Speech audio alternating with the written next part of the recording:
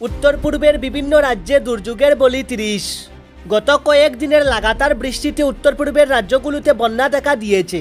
সেই সঙ্গে টানা বর্ষণের ফলে একাধিক স্থানে ভূমিধসের ঘটনাও ঘটেছে।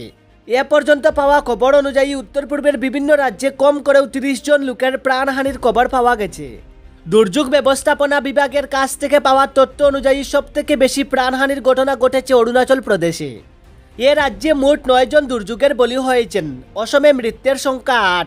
মিজোরামে ভূমিধসের ফলে প্রাণ হারান ৫ জন। মেঘালয়ে মোট ৬ জন এই কয়েকদিনে প্রাণ হারান। এছাড়াও নাগাল্যান্ড ও ত্রিপুরায় আরও ২ জন মারা গিয়েছেন।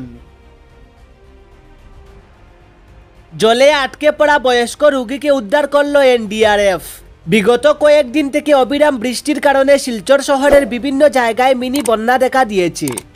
অবস্থা এতটাই অস্বাভাবিক যে ঘর থেকে রোগী এবং বাসিন্দারা বের হতে পারছেন না। এই পরিস্থিতিতে এনডিআরএফ এর সহযোগিতায় রবিবার শিলচর পাবলিক স্কুল রোড থেকে জলে আটকে পড়া প্রবীণ এক রোগীকে উদ্ধার করা হয়। পরে তাকে চিকিৎসার জন্য নিয়ে যাওয়া হয়। এনডিআরএফ এর এই বিশেষ অভিযানে এই কাজে সহযোগিতার হাত বাড়িয়ে দিয়েছেন বিজেপি শিলচর মধ্যমণ্ডলের সহসভাপতি দেবাশিস সোম সহ স্থানীয় অন্যান্য যুবকরা।